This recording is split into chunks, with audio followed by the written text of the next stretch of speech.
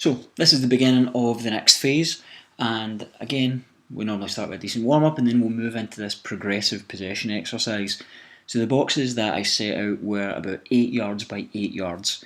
Players had to get 3 consecutive passes before moving into the next box. So you'll see here that when the third pass is made, the players can dribble or pass over, and then all 3 players need to go in, and it'll be a new 3v1. As soon as they get those 3 consecutive passes again, they move into the next box and they just keep on moving backwards and forwards, up and down. Points are scored with each transition. Now, one thing that I didn't put in the session plan that I normally do is I will give points to the defenders. So if this player here wins the ball in that 3v1, they can pass to either one of their partner defenders, and that's how the defence wins a point. So just to recap, quick one, 3 passes, move into the next box, keep on transitioning. Every time you transition as the attacking team, that's your point. Every time the defence wins it and finds one of their partners with a pass, that's their point. Loads and loads of exercises or little variations that you can do with this, but normally for my guys, it's straight out, ball gets played in and then go to goal. The next one that we do is they go around the little pug, ball gets played in, and if they go past the defender, it's 2 points to score in the pug, or if they go straight to goal, it's 1 point. This exercise kind of goes back to the first and second elements of this, where that red box that's outlined there, that is a maximum of 2-touch finishing. So the little 3v1, where it's short, sharp movements to try and create angles to get the ball into space, that's what we're trying to do here, to create little angles or little movements to get a shooting opportunity. The next one, the sprints to goal, can we just refine or can we become a bit more ruthless? That's one thing that I've found that my teams are definitely not. They're not ruthless in front of goal, and I'll certainly be working on that over this phase.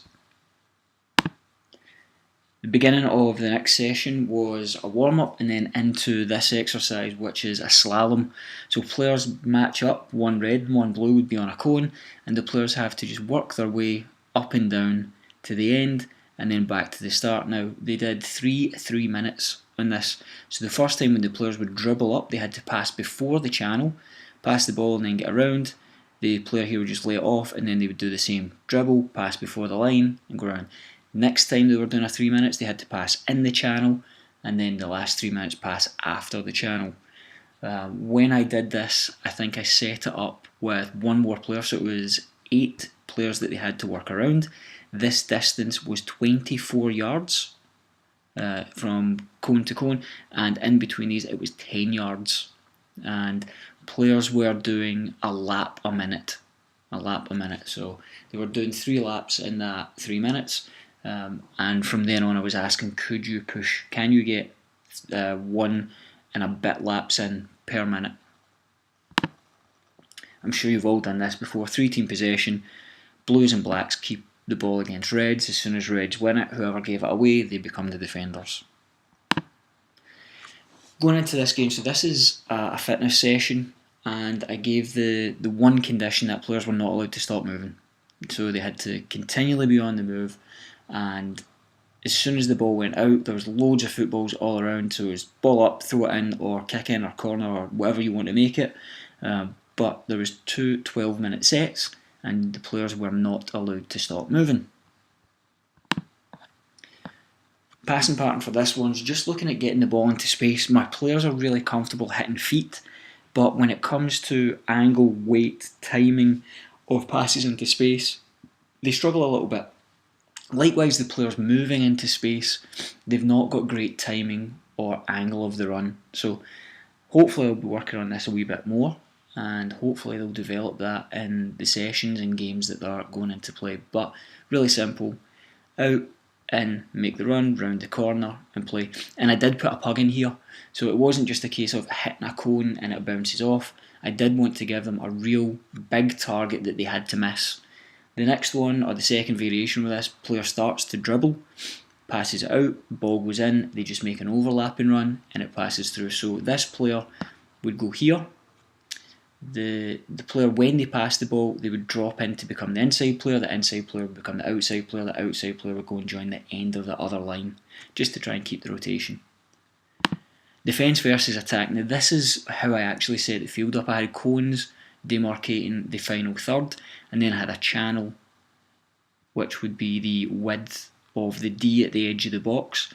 and it was just going through the way that I wanted the team to set up defensively, the movement, the shape, the communication, and getting the organisation the way that I wanted it to be.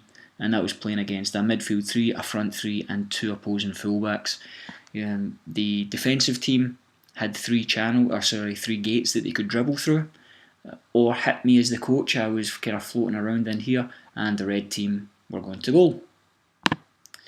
For this one, the ninth now, we tried to take elements of the previous exercise and put it into this, and the one condition that I had on both teams were, can we cover 6/9 of the field when defending? So wherever the ball was, can we cover 2/3 of the field? Now what I wanted to do, and I didn't actually give the team any specific instructions on how to do it during the game, I would stop. If the ball was in this corner here, I would stop the play, and then I would ask the team who are defending, are you comfortable with this? Right now, sometimes the best defensive shape wasn't to cover 6 segments of the pitch, sometimes it was 5, sometimes it was 4, but as a general rule of thumb, can we cover 2/3 of the field, 6/9 of the field? And every now and then I would stop, I would ask them to assess how they were set up, did they need to make any adjustments, and then get them back in playing. That's our 3 sessions for the week. Hope you can take something from it. Cheers.